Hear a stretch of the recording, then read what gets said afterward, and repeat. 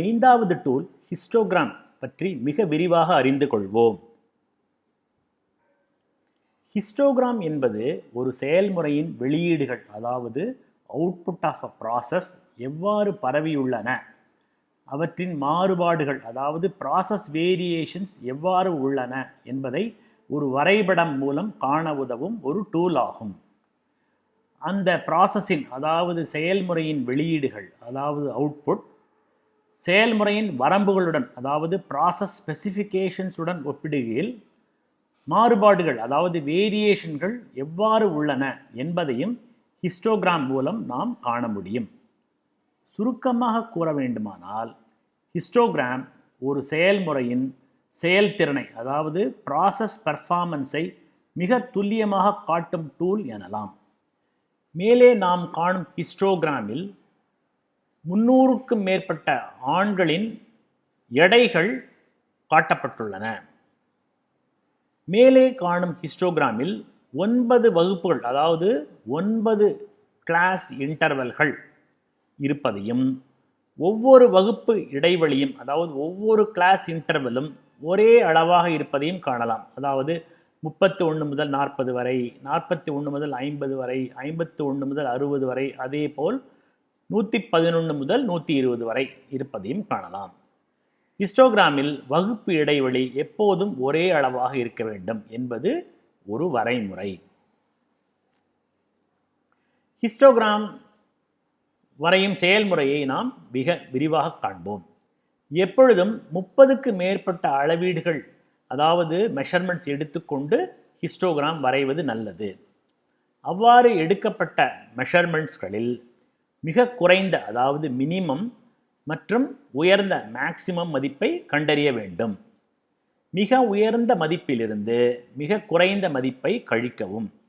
அவ்வாறு கழித்த பின் வரும் விடைக்கு வரம்பு, அதாவது ரேஞ்ச் என்று பெயர். இதை நாம் ஏற்கனவே கிராஃப் அண்ட் கண்ட்ரோல் சார்ட் மாடியூலிலும் பார்த்தோம். Range is equal to maximum value minus minimum value of measurements. அளவீடுகள் எண்ணிக்கைக்கேற்ப வகுப்புகளின் எண்ணிக்கையை முடிவு செய்ய அருகில் உள்ள அட்டவணையோ அல்லது வரைபடத்தையோ உபயோகிக்கலாம். உதாரணத்திற்காக 50க்கு குறைவான அப்சர்வேஷன்ஸ் இருந்தால் நம்பர் ஆஃப் கிளாஸ் இன்டர்வல்ஸ் 6, அதாவது K 6. 51 முதல் 100 வரை 7, 101 முதல் 200 வரை இருந்தால் 8, இப்படியே 501 முதல் 1000 இருந்தால் 10 வைத்துக் கொள்ளலாம். இதையே நாம் கிராஃப் வடிவத்திலும் காண்கிறோம். 50 மெஷர்மெண்ட்ஸ் இருந்தால் கிளாஸ் இன்டர்வல் 6, n வந்து நம்பர் ஆஃப் மெஷர்மெண்ட்ஸ், K வந்து நம்பர் ஆஃப் கிளாஸ் இன்டர்வல்ஸ். இது ஒரு கைடன்ஸுக்காக கொடுக்கப்பட்டுள்ளது. அதாவது அட்டவணையும் அதன் கீழே காணும் வரைபடமும், அட்டவணையும் அதன் கீழே காணும் வரைபடமும் தோராயமாக அப்ராக்சிமேட்டாக வகுப்புகளின் எண்ணிக்கையை முடிவு செய்யவே, இறுதியில் வகுப்பு எண்ணிக்கையை நம் அனுபவ அறிவு கொண்டு முடிவு செய்யலாம். Now, தோராயமான வகுப்பு இடைவெளியை, அதாவது கிளாஸ் இன்டர்வல், கீழ்கண்ட சூத்திரம் ஃபார்முலா மூலம் நாம் கணக்கிடலாம். கிளாஸ் இன்டர்வல் எப்படி கால்குலேட் செய்வது? Class interval equal to R plus W by K. ஆர் என்பது வரம்பு, ரேஞ்ச். நாம் எப்படி கால்குலேட் செய்வது என்பது முன்றே நாம் தெரிந்து கொண்டோம். Maximum minus minimum value of the measurements.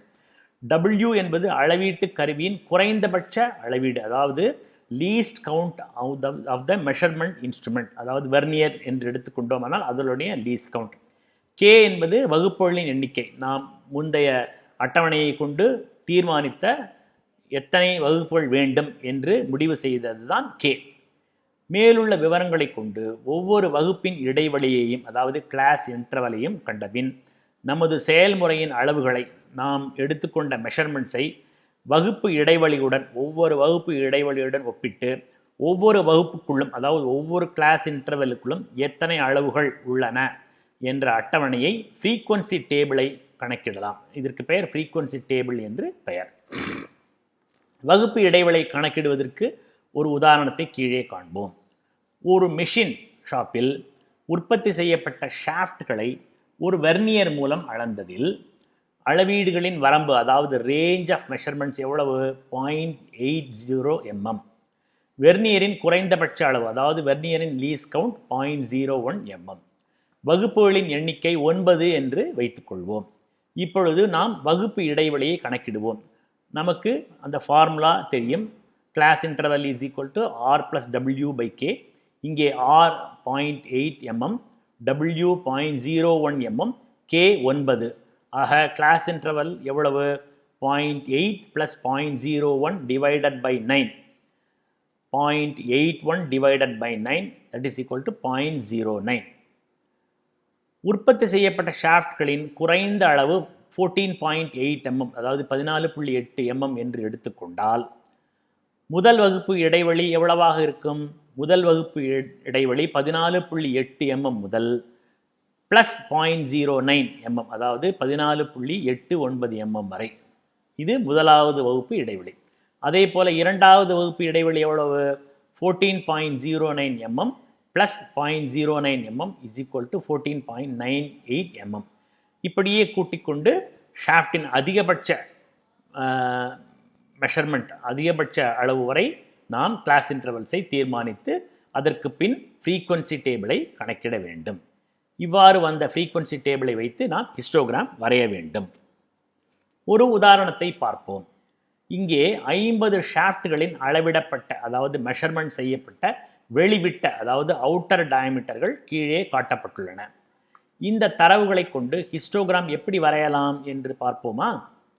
இது 50 ஷாஃப்ட்களின் அவுட்டர் டயமீட்டர் கொடுக்கப்பட்டுள்ளது.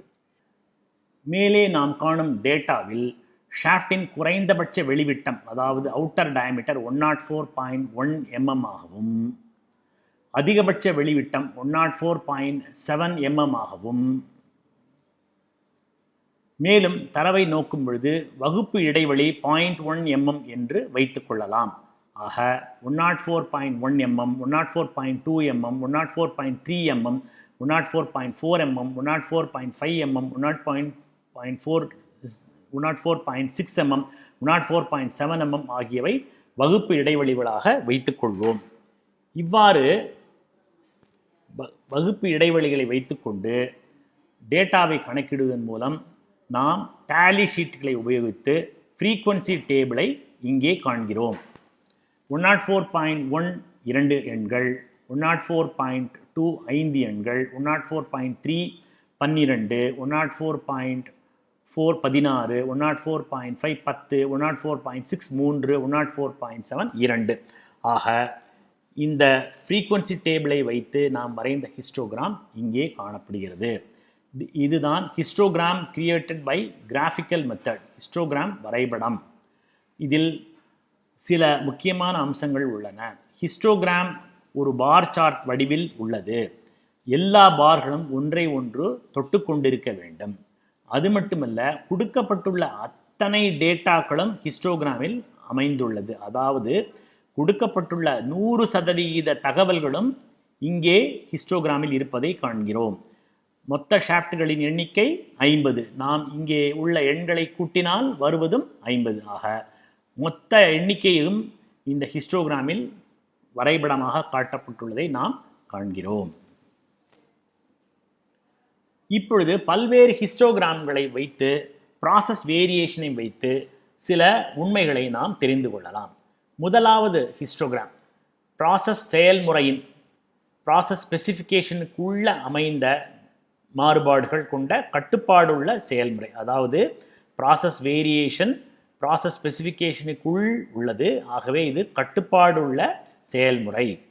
இரண்டாவது, செயல்முறையின் வரம்புக்குள், அதாவது ப்ராசஸ் ஸ்பெசிஃபிகேஷனுக்குள் இல்லாத, அதே சமயம் அதிக மாறுபாடுகள் உள்ள கட்டுப்பாடற்ற செயல்முறை. ஏன் கட்டுப்பாடற்ற செயல்முறை? பல அளவீடுகள் யூஎஸ்எல்லை விட்டு வெளியே இருப்பதால் இவை அனைத்தும் ரிஜெக்டட். மூன்றாவது, செயல்முறையின் வரம்புகளுக்குள், அதாவது ப்ராசஸ் ஸ்பெசிஃபிகேஷனுக்குள் இருந்தாலும் மாறுபாடுகள் மிக அதிகமாக உள்ளது. இதை கம்பேர் செய்யும் பொழுது மாறுபாடுகள் மிக அதிகம் கொண்ட கட்டுப்பாடில்லாத நிலைக்கு செல்லக்கூடிய செயல்முறை. சிறிது மாற்றம் ஏற்பட்டாலும் யூஎஸ்எல்லுக்கு வெளியிலோ அல்லது எல்எஸ்எல்லுக்கு வெளியிலோ போய்விட வாய்ப்புள்ள, அதனால்தான் கட்டுப்பாடில்லாத நிலைக்கு செல்லக்கூடிய செயல்முறை என்று நாம் குறிப்பிடலாம். நான்காவது, செயல்முறையின் வரம்புகளுக்குள், அதாவது ப்ராசஸ் ஸ்பெசிஃபிகேஷனுக்குள் இல்லாத அதிக மாறுபாடுகள் கொண்ட கட்டுப்பாடற்ற செயல்முறை. ஏன் கட்டுப்பாடற்ற செயல்முறை? இங்கே உள்ளதெல்லாம் ரிஜெக்டட்.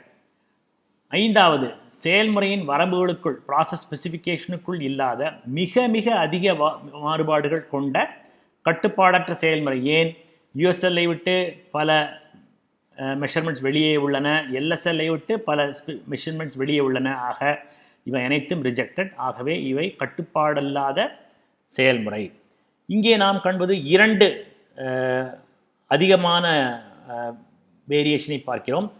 இதற்கு காரணம் என்னவாக இருக்கலாம்? பல நாட்களில் பலமுறை செயல்முறை வித்தியாசங்களுடன் தயாரிக்கப்பட்ட பொருட்களின் அளவீடுகள் கொண்ட ஹிஸ்டோகிராம், அல்லது பல சப்ளையர்கள் கொடுத்த ப்ராடக்ட்ஸை வைத்து மெஷர் பண்ணப்பட்ட ஹிஸ்டோகிராமாக கூட இருக்கலாம். இதனை நாம் மிக்சட் லாட் டிஸ்ட்ரிபியூஷன் என்று அழைக்கிறோம். இங்கு எல்எஸ்எல் யூஎஸ்எல் என்பது upper specification limit, lower specification லிமிட்டை குறிக்கிறது. நவ் ஹிஸ்டோகிராமில் மிக முக்கியமான ஒன்றை நாம் காணப்போகிறோம். அதற்கு பெயர் நார்மல் டிஸ்ட்ரிபியூஷன், இயல்பான மாறுபாடு.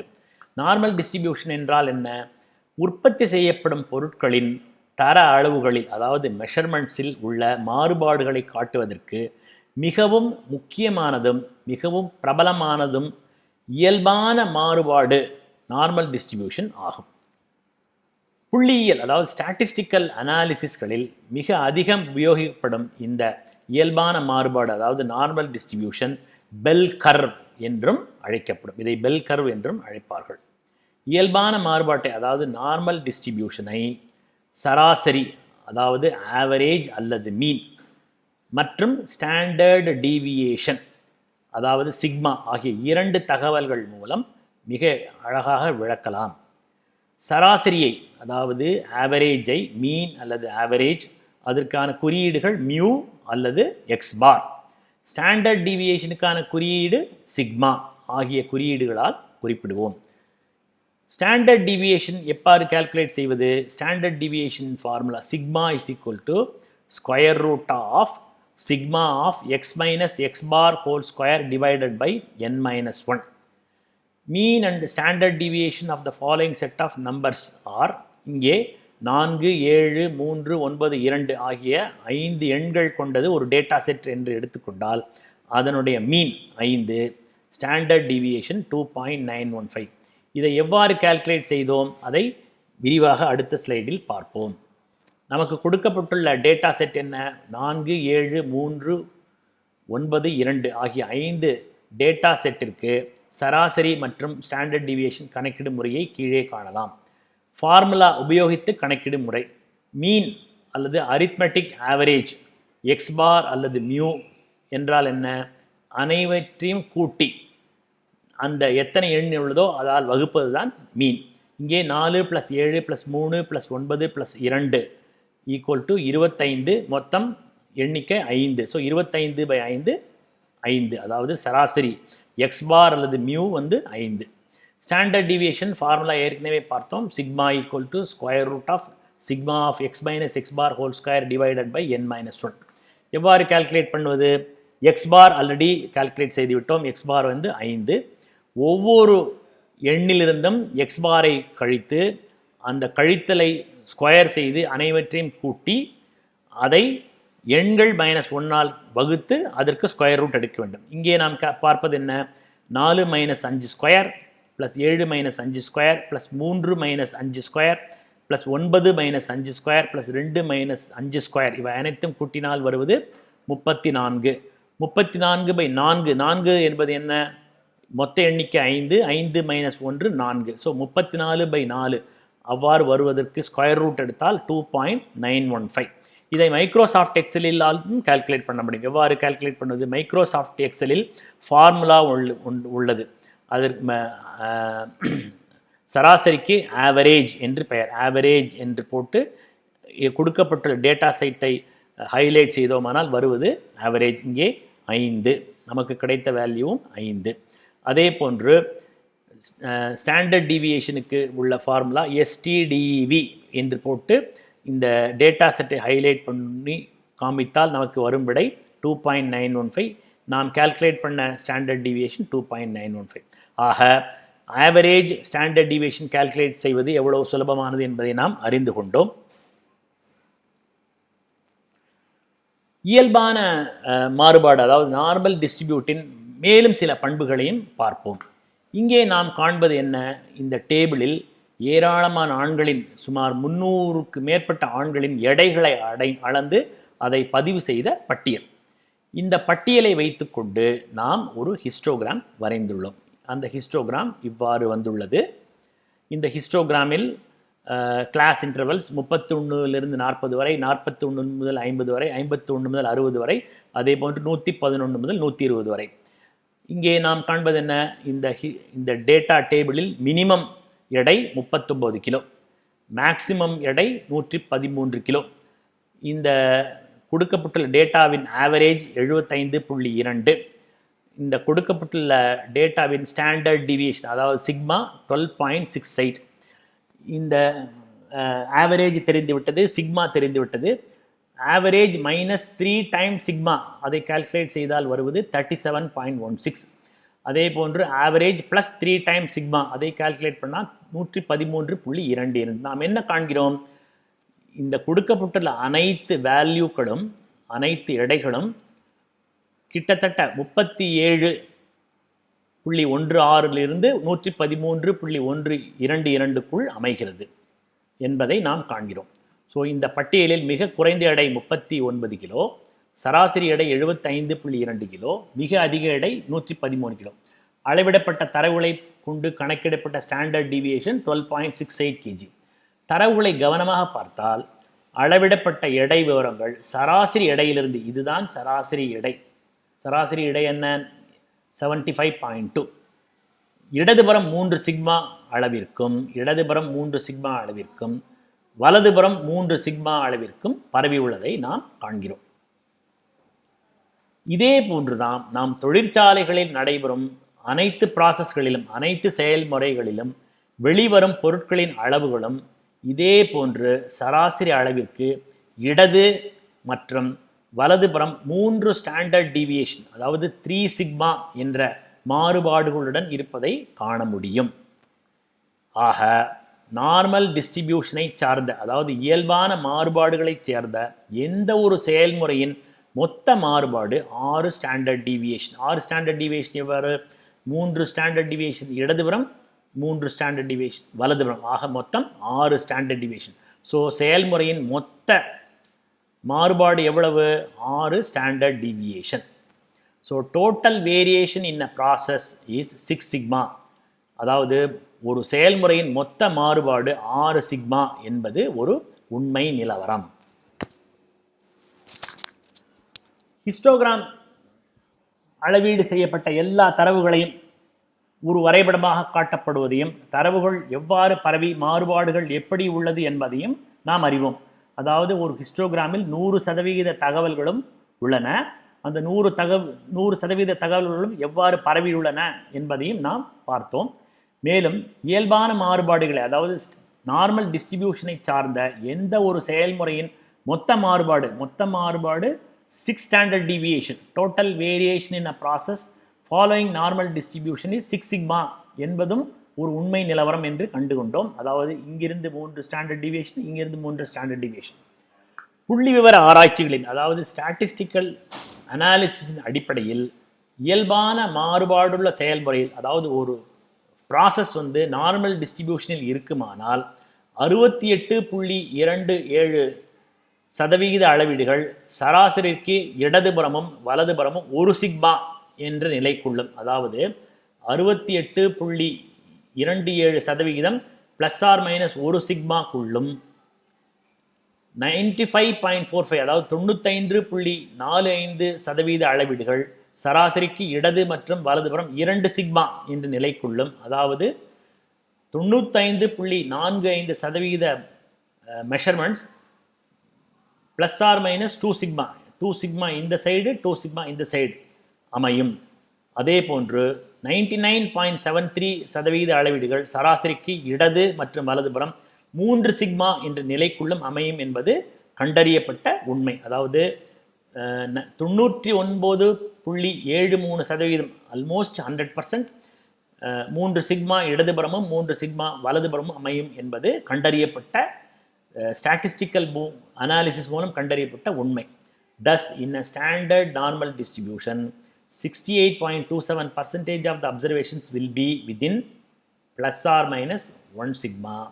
95.45% of the observations will lie within plus or minus 2 sigma. 99.73 of the percentage of the observations will lie between plus or minus 3 sigma. இது கண்டறியப்பட்ட உண்மை. மேலும் நாம் ப்ராப்பர்ட்டிஸ் ஆஃப் நார்மல் டிஸ்ட்ரிபியூஷனை பார்ப்போம். இயல்பான மாறுபாடு, அதாவது நார்மல் டிஸ்ட்ரிபியூஷன் சராசரிக்கு இரண்டு புறமும் சம அளவில் ஒரே வடிவில் இருக்கும் என்பதை நாம் பார்த்தோம். அதனைத்தான் நாம் பெல் கர்வ் என்று அழைக்கிறோம். சராசரிக்கு இடதுபுறமும் வலதுபுறமும் ஒரே அளவில் இருக்கும் என்பது நார்மல் டிஸ்ட்ரிபியூஷனின் ஒரு ப்ராப்பர்ட்டி. இயல்பான மாறுபாட்டை சராசரி, அதாவது மியூ மற்றும் ஸ்டாண்டர்ட் டிவியேஷன் சிக்மா ஆகிய இரண்டு தகவல்கள் மூலம் விளக்கலாம். இங்கே மியூ என்பது ஆவரேஜ். நாம் ஏற்கனவே பார்த்தோம் 3 சிக்மா இடதுபுறம் 3 சிக்மா வலதுபுறம், அதாவது mu minus 1 sigma, mu minus 2 sigma, mu minus 3 sigma, mu plus 1 sigma, mu plus 2 sigma, mu plus 3 sigma ஆக மொத்த வேரியேஷன் 6 சிக்மா. அண்டு நாம் ஏற்கனவே தெரிந்து கொண்டோம் 100% அளவுகளும் ஒரு ஹிஸ்டோகிராமில் அமைகிறது. ஆக மொத்த தரவுகளையும் உள்ளடக்கியதால் இயல்பான மாறுபாட்டை காட்டும், அதாவது நார்மல் டிஸ்ட்ரிபியூஷனை காட்டும் பெல் கர்வின் மொத்த பரப்பளவு 100%, அதாவது ஒரு பங்கு என்று வைத்துக்கொள்ளலாம். மொத்த பரப்பளவு 100%, அதாவது நமது வசதிக்காக 1 என்று வைத்துக்கொள்ளலாம். ஆக இயல்பான மாறுபாட்டின் இடது கோடியிலிருந்து சராசரி வரை இந்த வரை உள்ள பரப்பளவு 50%, அதாவது இடது பகுதி 50%. அதே போன்று சராசரியிலிருந்து வலது கோடி 50%. இயல்பான மாறுபாட்டின் இடது கோடியிலிருந்து சராசரியை விட குறைவான உள்ள அளவுகள் 50%க்கும் சராசரியை விட அதிகமான அளவுகள் சராசரிக்கு வலதுபுறமும் அமையும்.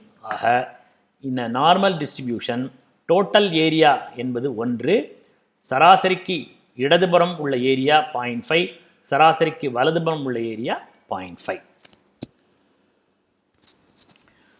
இவற்றை வைத்துக்கொண்டு நாம் எவ்வாறு ஒரு குறிப்பிட்ட அளவில் எடுத்துக்கொண்டால் அந்த அளவுக்குள் உள்ள இருக்கும் வேல்யூக்களின் பரப்பு என்ன என்று எவ்வாறு கணக்கிடலாம், அதையும் நாம் செய்ய முடியும்.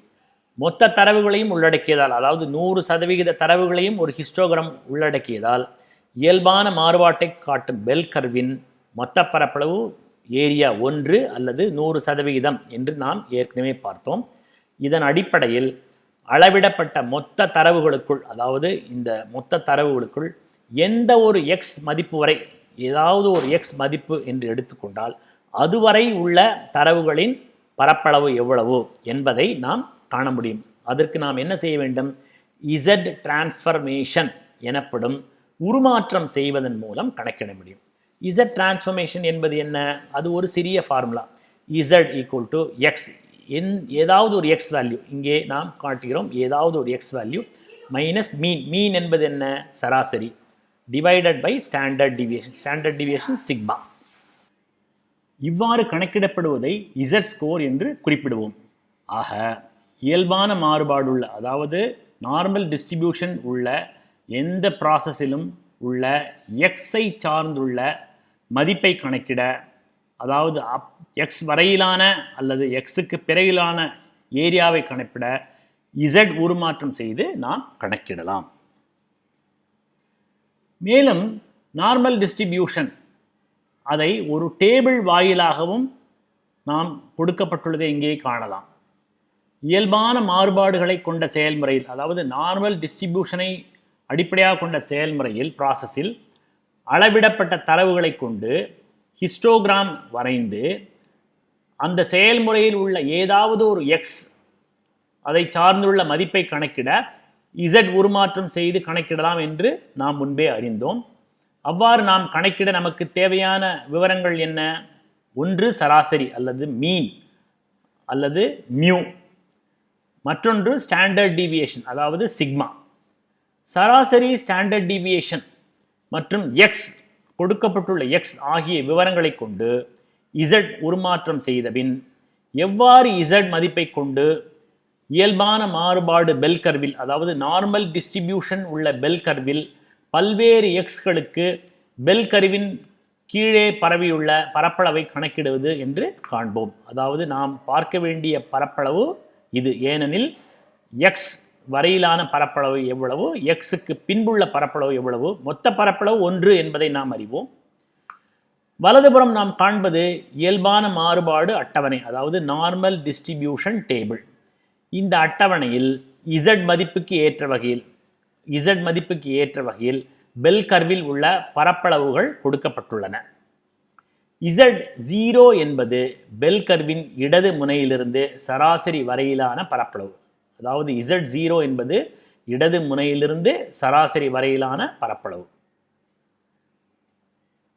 சராசரிக்கு இருபுறமும் பரப்பளவு சமம் என்பதையும் நாம் அறிவோம். அதாவது சராசரிக்கு இருபுறமும் பரப்பளவு சமம், அதாவது இடதுபுறம் 0.5 வலதுபுறம் 0.5 ஆக மொத்தம் 1. ஆகவே Z0 என்ற பெல் கர்வின் பரப்பளவு 0.5 ஆகும். இதை நாம் இங்கே காணலாம். Z0 என்றால் அதற்கு உள்ள வேல்யூ 0.5. ஆகவே Z0 என்ற பெல் கர்வின் பரப்பளவு 0.5 ஆகும். அதேபோல் Z.85 என்றால் பெல் கர்வின் பரப்பளவு 8023. அதை எப்படி காண்பது? Z.8 இது 0.80, 0.81, 0.82, 0.83, அதே போன்று 0.85. ஸோ Z.85 என்பது 0.8023 ஆகும். அதாவது இதுவரை உள்ள மொத்த பரப்பளவு 0.8023. இதை எப்படி நாம் அன்றாட நிகழ்வுகளுக்கு உபயோகப்படுத்துவது? ஒரு உதாரணத்தை எடுத்துக்கொள்வோம். ஒரு வகுப்பில் தேர்வு எழுதிய மாணவர்களின் மதிப்பெண்கள் இயல்பான வேறுபாடுகளுடன் இருப்பதாக வைத்துக்கொள்வோம். அந்த மதிப்பெண்களை கொண்டு வரையப்பட்ட ஹிஸ்டோகிராம் இங்கே காட்டப்பட்டுள்ளது என்று வைத்துக்கொள்வோம். இது மதிப்பெண்களை கொண்டு வரையப்பட்ட ஹிஸ்டோகிராம். இந்த ஹிஸ்டோகிராமில் சராசரி மதிப்பெண் 65, அதாவது சராசரி மதிப்பெண் 65, ஸ்டாண்டர்ட் டீவியேஷன் 15 என்று வைத்துக்கொள்ளலாம். நமக்கு தேவை என்ன? 77 மதிப்பெண்ணிற்கு மற்றும் அதற்கு மேல் பெற்ற மாணவர்களின் சதவிகிதம் என்ன என்பதை நாம் காண விரும்புகிறோம் என்று வைத்துக்கொள்வோம். இந்த விஷயத்தில் x என்ன ஆகும்? x = 77. மேலே உள்ள தரவுகளின்படி z மதிப்பை கால்குலேட் செய்தால் z என்பது என்ன? 77 - 65 டிவைடட் பை 15, அதாவது 12/15 = 0.8 ஆகும். ஸோ நமக்கு z வேல்யூ என்ன என்று தெரிந்துவிட்டது, 0.8. அதை கொண்டு நாம் கால்குலேட் செய்யலாம். எதை வைத்து? இந்த நார்மல் டிஸ்ட்ரிபியூஷன் டேபிளை வைத்து. z 0.8 என்றால் வேல்யூ 0.7881 ஆகும்.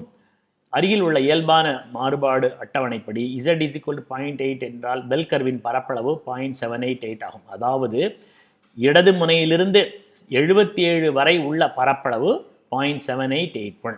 அப்படி என்றால் தேர்வில் 77 மதிப்பெண்ணிற்கு குறைவாக பெற்ற மாணவர்கள் 78.81% பேர். அதாவது குறைந்த மதிப்பெண்ணிலிருந்து 77 வரை பெற்ற மாணவர்களின் மொத்த அளவு 78.81%. அப்படியானால் 77 மற்றும் அதற்கு அதிகமான மதிப்பெண்கள் பெற்றவர்கள் எத்தனை சதவிகிதம்? சிம்பிள், 100 - 78.81, அதாவது 21.19%. அதாவது 77 வரை பெற்ற மாணவர்களின் சதவிகிதம் 78.81, 77லிருந்து அதிகமான மதிப்பெண் பெற்றவர்களின் சதவிகிதம் 21.19%. இவ்வாறு நாம் நார்மல் டிஸ்ட்ரிபியூஷன் டேபிளை உபயோகிப்போம். மேலே நாம் கண்டபடி எந்த ஒரு z மதிப்பிற்கும் அதற்கு தொடர்புள்ள பெல் கர்வின் பரப்பளவை அறிந்து கொள்ள நாம் இயல்பான மாறுபாடு அட்டவணை, அதாவது நார்மல் டிஸ்ட்ரிபியூஷன் டேபிளை உபயோகிக்கலாம் என்று அறிந்தோம். இதை எக்ஸல் மூலமாகவும் மைக்ரோசாஃப்ட் எக்ஸல் மூலமாகவும் உபயோகிக்கலாம். எப்படி?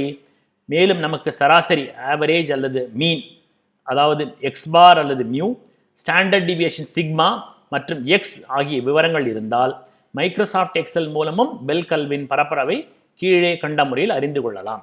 நமக்கு கொடுக்கப்பட்டுள்ளது என்ன? மீன் மியூ 65, சிக்மா அதாவது standard deviation 15, X 77. Area under normal curve, அதற்கு ஒரு ஃபார்முலா உள்ளது மைக்ரோசாஃப்ட் எக்ஸலில். அதற்கு பெயர் norm.dist. நாம் டாட் டிஸ்ட் என்று போட்டவுடன் நமக்கு என்னென்ன கேட்கிறது? மீன், முதலில் எக்ஸ் கேட்கிறது, மீன் கேட்கிறது, ஸ்டாண்டர்ட் டிவியேஷன், அப்புறம் கியூமுலேட்டிவ். ஸோ நாம் X value 77, mean 65, standard deviation 15, cumulative that means 0லிருந்து எவ்வளவு மொத்த பரப்பளவு அப் டு எக்ஸ் வரை அது 1 என்று கொடுத்தால் நமக்கு என்ன வருகிறது? 0.7881. முன்னே நாம் பார்த்த வேல்யூம் அதே தான். ஸோ இயல்பான மாறுபாடு அட்டவணை நார்மல் டிஸ்ட்ரிபியூஷன் டேபிளில் காணப்படும் அதே 0.7881 மைக்ரோசாஃப்ட் எக்ஸலிலும் வருவதை நாம் காண்கிறோம். இவ்வாறு மைக்ரோசாஃப்ட் எக்ஸல் மூலமாகவும் நாம் நார்மல் டிஸ்ட்ரிபியூஷன் டேபிளில் ஒரு குறிப்பிட்ட எக்ஸ் வரை எவ்வளவு ஏரியா, எக்ஸிற்கு அப்புறம் எவ்வளவு ஏரியா என்பதையும் நாம் எளிதில் காண முடியும். நாம் இப்போது பார்க்க போவது மிக இம்பார்ட்டன்ட் ஆஸ்பெக்ட் ஆஃப் ஹிஸ்டோகிராம், அதாவது செயல்முறை திறன் மதிப்பீடு. அதாவது ஹிஸ்டோகிராமின் மிக முக்கியமான அம்சம் process capability estimation. Very important aspect of histogram. செயல்முறை அதாவது ப்ராசஸின் வரம்புகளுக்குள், அதாவது ஸ்பெசிஃபிகேஷனுக்குள். ஸ்பெசிஃபிகேஷன் என்பது யார் கொடுக்கப்பட்டது? வாடிக்கையாளர்களின் எதிர்பார்ப்புகளால் அமைந்தது. அந்த ஸ்பெசிஃபிகேஷனுக்குள் அமையும் விதமாக ஒரு ப்ராசஸின் வெளிப்பாடு இருக்குமானால், அதாவது ப்ராசஸ் அவுட்புட் இருக்குமானால் அது செயல்முறை திறன், ப்ராசஸ் கேப்பபிலிட்டி என அழைக்கப்படுகிறது. இது பரவல், அதாவது வேரியேஷன் மற்றும் செயல்முறையின் அதிகபட்ச மற்றும் குறைந்தபட்ச, அதாவது upper specification and lower specification USL minus எல்எஸ்ற்கு நடுவில் அமைதல் ஆகிய 2 நிலைகளை விளக்கி 2 முக்கிய குறியீடுகளால் அளவிடப்பெறுது. அதாவது ஒன்று ப்ராசஸ் வேரியேஷன் எவ்வளவு உள்ளது, இரண்டாவது கொடுக்கப்பட்டுள்ள ஸ்பெசிஃபிகேஷன் யூஎஸ்எல் மற்றும் எல்எஸ்எல்களுக்கு நடுவில் உள்ளதா என்ற இரண்டையும் குறிக்கும் வகையில் அமைந்துள்ளது. 2 முக்கிய குறியீடுகள் அவை யாவை? செயல்முறையின் அதிகபட்ச மற்றும் குறைந்தபட்ச வரம்புகளுக்கு, அதாவது யூஎஸ்எல் மற்றும் எல்எஸ்எல்க்கு இடையே உள்ள வித்தியாசம் நமக்கு தெரியும், டாலரன்ஸ். டாலரன்ஸ் என்பது என்னவென்றால் யூஎஸ்எல் மைனஸ் எல்எஸ்எல். அதுதான் நமக்கு ப்ராசஸின் அளவீடு, அதாவது ப்ராசஸின் கொடுக்கப்பட்டுள்ள டாலரன்ஸ். செயல்முறையின் செயல்திறனை அறிந்து கொள்ள உதவும் இந்த 2 குறியீடுகள் யாவை? ஒன்று சிபி, மற்றொன்று சிபிகே ஆகும். அவற்றை எவ்வாறு கால்குலேட் பண்ணுவது? அவற்றை கால்குலேட் பண்ணுற கீழ்கண்ட ஃபார்முலாக்களை நாம் உபயோகிக்கலாம். சிபி என்பது என்ன? CP is equal to USL minus LSL divided by 6 sigma. USL minus LSL என்பது என்ன? டாலரன்ஸ், அதாவது ஸ்பெசிஃபிகேஷன் பிட். நாம் முன்பே தெரிந்து கொண்டுள்ளோம், ஒரு ப்ராசஸின் பிட், அதாவது ப்ராசஸின் பரப்பளவு எவ்வளோ இருக்கும், பரப்பு அதாவது வேரியேஷன் எவ்வளோ இருக்கும், 6 சிக்மா என்று கண்டு கொண்டோம். ஆக specification width divided by process width என்பது சிபி. சிபிகே என்பது என்ன? சிபிகே நாம் முன்பே அறிந்து கொண்டோம். யூஎஸ்எல்க்கும் எல்எஸ்எல்க்கும் எவ்வளவு நடுவில் உள்ளது, அதை எப்படி அளந்து கொள்வது? we can calculate through CPK. CPK என்பது என்ன? minimum of USL minus average divided by 3 sigma. அதே போன்று x bar, அதாவது average minus LSL divided by 3 sigma. இந்த இரண்டையும் கால்குலேட் செய்துவிட்டு இவற்றில் எது குறைவோ அதுதான் CPK. ஸோ சிபி என்பது எதை குறிக்கிறது? ஒரு செயல்முறையின் அளவீடுகளில் உள்ள மாறுபாடுகளை காட்டும் குறியீடு சிபி. அதாவது ஒரு ப்ராசஸ் எவ்வளவு தூரம் வேரியேஷன் ஆகிறது, எவ்வளவு பறந்து விரிந்து உள்ளது என்பதை சிபி மூலம் கால்குலேட் செய்யலாம். சிபிகே செயல்முறை, அதாவது யூஎஸ்எல் மற்றும் எல்எஸ்எல் ஆகிய ஸ்பெசிஃபிகேஷன்களுடன் ஒப்பிட்டு செயல்முறையின் நடுநிலையிலிருந்து, செயல்முறையின் அவுட்புட் எவ்வளவு நடுவில் இருக்கிறது அல்லது நடுவிலிருந்து எவ்வளவு விலகி இருக்கிறது என்பதை காட்டும் குறியீடு தான் சிபிகே. இதில் எக்ஸ் பார் என்பது என்ன? நம்முடைய ப்ராசஸின் ஆவரேஜ். சிக்மா என்பது என்ன? ப்ராசஸின் ஸ்டாண்டர்ட் டிவியேஷன். ஸோ இந்த இரண்டும் மிக முக்கியமானவை. சிபி அண்டு சிபிகே இரண்டும் மிக முக்கியமானவை. அதை கொண்டு ப்ராசஸ் கேப்பபிலிட்டியை நாம் எளிதாக கணக்கிடலாம். இங்கே நாம் காண்பது என்ன? சிபியை மேலும் அறிந்து கொள்ள ஒரு சிறிய அனிமேஷன். இங்கே நாம் என்ன காண்கிறோம்? ப்ராசஸ் வேரியேஷன் குறைய குறைய சிபி அதிகரிக்கிறது. அதாவது என்ன அர்த்தம்? ப்ராசஸ் வேரியேஷன் குறைந்தால் சிபி அதிகமாகும். சிபி செயல்முறையின் மாறுபாட்டை, அதாவது ப்ராசஸ் வேரியேஷனை காட்டுகிறது. மாறுபாடு அதாவது வேரியேஷன் குறைய குறைய சிபி அதிகரிப்பதை நாம் இங்கே காண்கிறோம். மாறுபாடு குறைந்தால் ஸ்டாண்டர்ட் டீவியேஷன் குறையும். அதாவது வேரியேஷன் குறைந்தால் ஸ்டாண்டர்ட் டீவியேஷன் குறையும். ஸ்டாண்டர்ட் டீவியேஷன் டினாமினேட்டரில் இருப்பதால் சிறிய ஸ்டாண்டர்ட் டீவியேஷன் இருந்தால் சிபி அதிகரிக்கும். ஸோ குறைவான ஸ்டாண்டர்ட் டீவியேஷன் சிபியை அதிகரிக்கும். இப்பொழுது சிபிகேக்கான ஒரு சிறிய அனிமேஷன். நாம் என்ன காண்கிறோம்? ப்ராசஸ் நடுவில் வர வர, அதாவது ப்ராசஸ் வேரியேஷன் குறைந்து கொண்டு ப்ராசஸ் நடுவில் வர வர, இடதுபுறத்திலிருந்து வந்தாலும் சரி வலதுபுறத்திலிருந்து வந்தாலும் சரி, ப்ராசஸ் வேரியேஷன் குறைந்து ப்ராசஸ் நடுவில் அமைய சிபிகே அதிகரிப்பதை நாம் காண்கிறோம். சிபிகே செயல்முறை அதன் வரம்புகளுக்குள், அதாவது ப்ராசஸ் ஸ்பெசிஃபிகேஷனுக்குள் எந்த அளவு நடுவில் உள்ளது என்பதை சிபிகே காட்டுகிறது. வரம்புகளுக்கு, அதாவது ஸ்பெசிஃபிகேஷன்களுக்கு நடுவில் வர வர சிபிகே அதிகரிப்பதை காணலாம். ஸ்பெசிஃபிகேஷன்களுக்கு நடுவில் வர வர சிபிகே அதிகரிப்பதை நாம் காணலாம். வரம்புகளுக்கு வெளியே செயல்முறையின் சராசரி, அதாவது வரம்புகளுக்கு வெளியே ப்ராசஸின் ஆவரேஜ் அமையுமானால் சிபிகே நெகட்டிவ் ஆகும். அதையும் நாம் காண இருக்கிறோம். மேலும் சிபிகேயை எளிதாக அறிந்து கொள்ள ஒரு சிறிய எடுத்துக்காட்டு. இங்கே நாம் ஒரு வீட்டின் கார் கெராஜ் அதனுடைய அகலத்தை காண்கிறோம். கார் கெராஜின் அகலம் ஒரு என்ஜினியரால் வடிவமைக்கப்பட்டது. அதை கார் வாங்குவோரால் மாற்ற முடியாது. அதாவது டிசைன் ஸ்பெசிஃபிகேஷன் வித், அதாவது கஸ்டமர் ஸ்பெசிஃபிகேஷன் ஆன யூஎஸ்எல் எல்எஸ்ஐ ஒரு கார் கேரேஜின் விட்த்துக்கு நாம் ஒப்பிடலாம். இது வாடிக்கையாளர் அனுமதித்துள்ள செயல்முறையின் மாறுபாடு, அதாவது range of values that the customer can tolerate. Customer இந்த யூஎஸ்எல் எல்எஸ்எல்குள்ளே தான் ப்ராசஸ் அமைய வேண்டும் என்று சொல்லிவிட்டார். இதை நம்மால் மாற்ற முடியாது. we cannot change, this is not within our control. ஆனால் அதற்குள்ளே வைக்கக்கூடிய காரின் விட்த், அதை காரின் அகலத்தை நாம் தீர்மானிக்க முடியும். ஸோ இந்த காரின் விட்த் தான் நாம் செய்யும் செயல்முறையின் ப்ராசஸ் வேரியேஷன், அதாவது ப்ராசஸ் விட்த். செயல்முறை வெளிப்படுத்தும் அளவீடுகளின் மாறுபாடு, அதாவது range of values that the output of the process can deliver என்பது ப்ராசஸ் விட்த். நாம் தரத்தை அதிகரிக்க அதிகரிக்க தரம் முன்னேற்றம் மூலம் நாம் ப்ராசஸ் விட்டை குறைக்க முடியும். This can be reduced by quality improvements. So specification விட்டை நாம் குறைக்க முடியாது, ஏனெனில் அது கஸ்டமர் கொடுத்தது. ப்ராசஸ் விட்டை நாம் குறைக்க முடியும். எப்படி? தர மேம்பாட்டு மூலம் நம்மால் குறைக்க முடியும். ஆக காரின் அகலம் கேரேஜின் அகலத்தை விட சற்றே குறைவாக இருந்தால் காரின் விளிம்புகள் கேரேஜ் சுவர்களில் உராய்ந்து பழுது ஏற்பட நல்ல வாய்ப்பு உள்ளது. அதாவது if the width of the car is just slightly less than the width of the garage, there is a good chance of hitting the edges of the car against the garage walls. இதிலிருந்து நாம் தெரிந்து கொள்வது என்ன?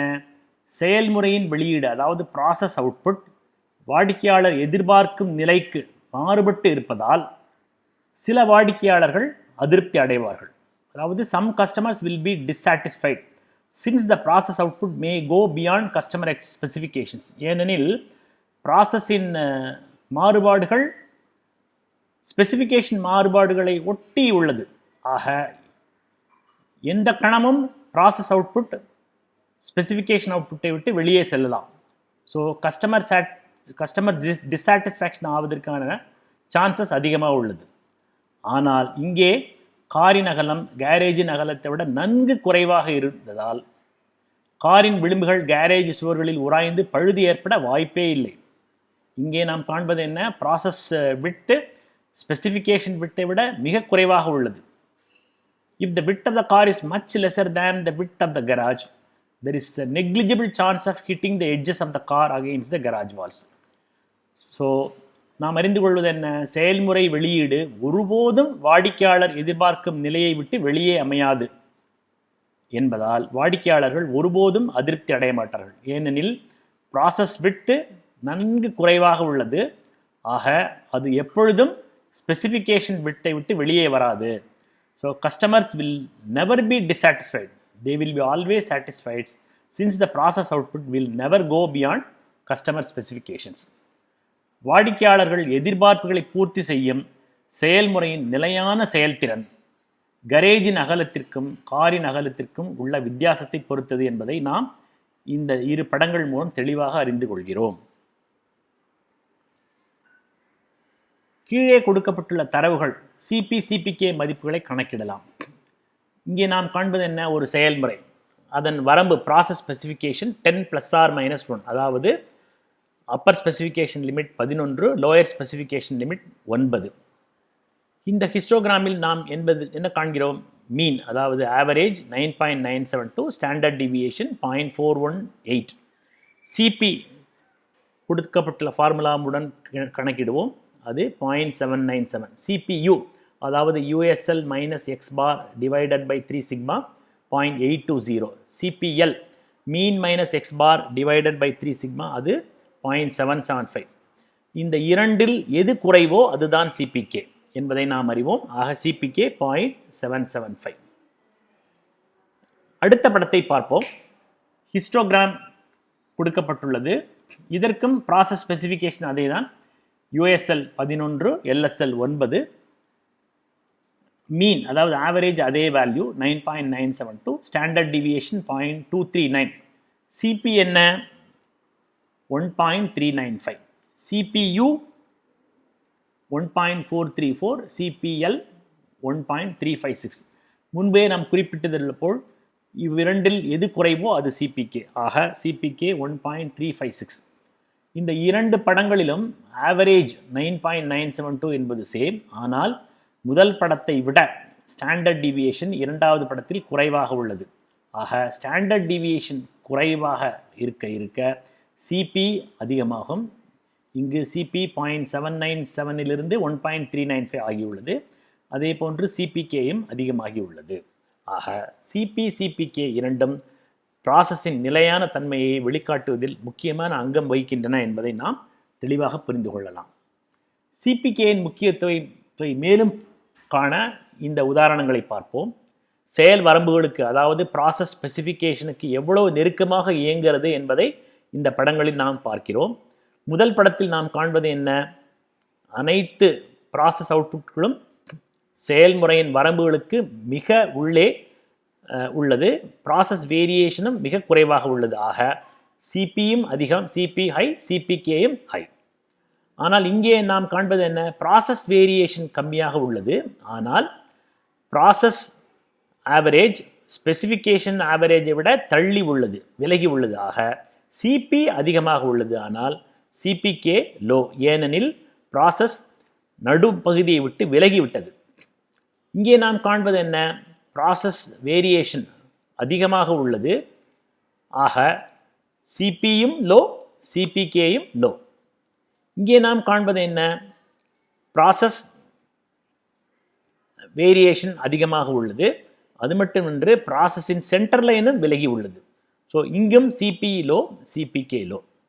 ஒரு மிக நல்ல செயல்முறை என்று எடுத்துக்கொண்டோமானால், அதாவது 3 சிக்மா ப்ராசஸை பார்த்தோம், ஒரு 6 சிக்மா ப்ராசஸ் அப்படி என்று வைத்து கொண்டால், அந்த 6 சிக்மா ப்ராசஸில் ஸ்பெசிஃபிகேஷன் விட் என்பது யூஎஸ்எல் மைனஸ் எல்எஸ்எல். ப்ராசஸ் விட் நாம் இங்கே காண்கிறோம். ப்ராசஸ் விட் இந்த பக்கம் ஒரு 6 சிக்மா, இந்த பக்கம் ஒரு 6 சிக்மா. ஆக ப்ராசஸ் நல்லபடியில் அருமையாக நடுவில் உள்ளது. ப்ராசஸ் வேரியேஷனும் கம்மியாக உள்ளது.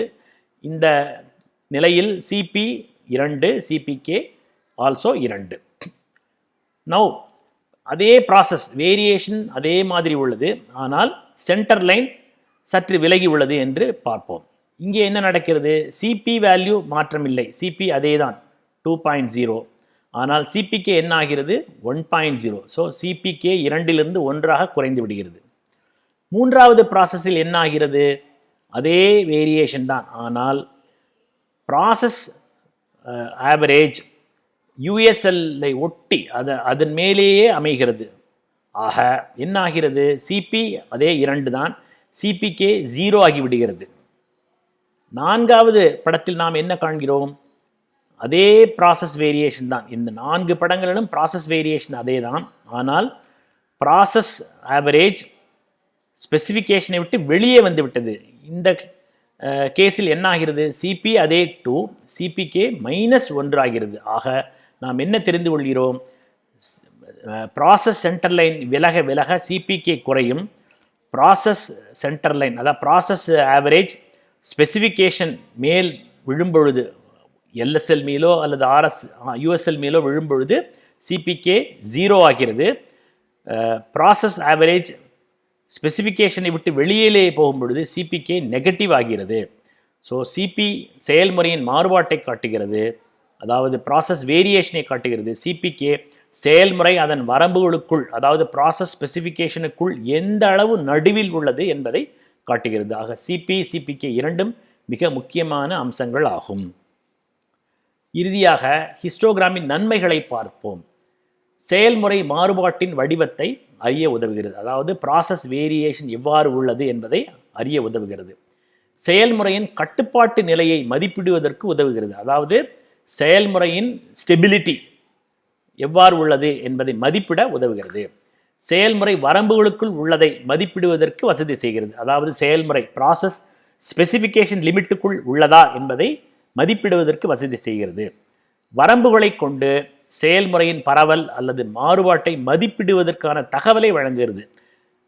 ஏனெனில் நாம் யூஎஸ்எல் தெரியும், எல்எஸ்எல் தெரியும், அதை கொண்டு ப்ராசஸ் கேப்பபிலிட்டி சிபிகே அவற்றை கால்குலேட் செய்ய ஹிஸ்டோகிராம் உதவுகிறது.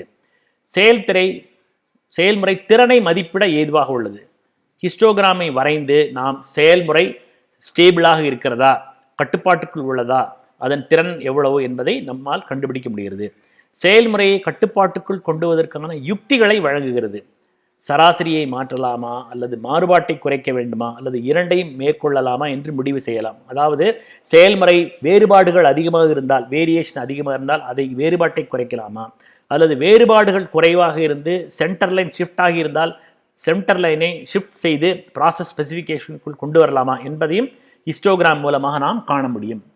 அது மட்டுமன்று காணக்கூடிய மாறுபாட்டிற்கான சாத்தியமான காரணங்கள், அதாவது ஒரு ஹிஸ்டோகிராமை பார்த்தாலே நமக்கு தெரியும் அது பல சப்ளையர்கள் கொடுத்த டேட்டா உள்ளதா, பல கருவிகள் மூலம் அளந்த டேட்டா உள்ளதா, அல்லது அளவீடு செய்வதிலேயே பிழைகள், ஆபரேட்டர் எரர், மெஷர்மெண்ட் எரர் உள்ளதா என்ற எல்லாவித தகவல்களையும் ஹிஸ்டோகிராமை முழுவதுமாக பார்த்து நம்மால் அறிந்து கொள்ள முடியும். ஆக ப்ராப்ளம் சால்விங் டூல்ஸ்களில் மிக முக்கியமான ஒன்று ஹிஸ்டோகிராம்.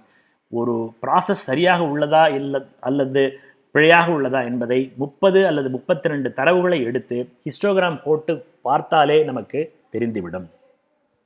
இதுவரை ஹிஸ்டோகிராம் பற்றி மிக விரிவாக பார்த்தோம். தற்போது ஹிஸ்டோகிராம் பற்றிய குறுகிய வினாடி வினா கேள்விகளுக்கு பதிலளிக்க முயற்சி செய்வோமா?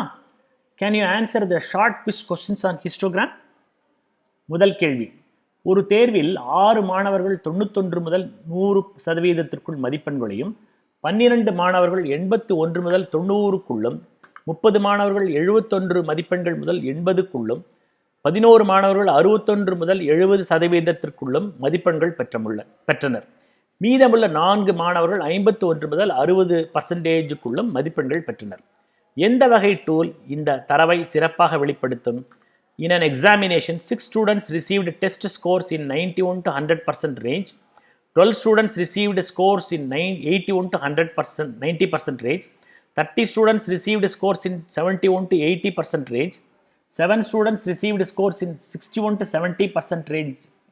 And remaining 4 students received marks in 51 to 60% range. Which type of display would best represent data? சரியான விடை ஹிஸ்டோகிராம். அந்த தரவை கொண்டு நாம் வரைந்த ஹிஸ்டோகிராமை இங்கே காண்கிறோம். ஸோ ஹிஸ்டோகிராம் என்பது சரியான விடை. கீழே உள்ள ஹிஸ்டோகிராமை பார்த்து சிபிகேவை யூகிக்கவும். Estimate the CPK value by looking at the histogram below. சரியான விடை சிபிகே இஸ் நெகட்டிவ். ஏன்? செயல்முறையின் சராசரி யூஎஸ்எல் அல்லது எல்எஸ்எல்க்கு வெளியில் இருக்கும் பொழுது, செயல்முறையின் சராசரி யூஎஸ்எல் அல்லது எல்எஸ்எல்க்கு வெளியில் உள்ளது. அந்த சமயத்தில் சிபிகே நெகட்டிவாக அமையும். Negative CPK occurs when the process mean, this is the process mean which is outside USL and LSL. அடுத்த கேள்வி, கீழே காணும் ஃபார்முலாவில் நாம் கணக்கிடுவது என்ன?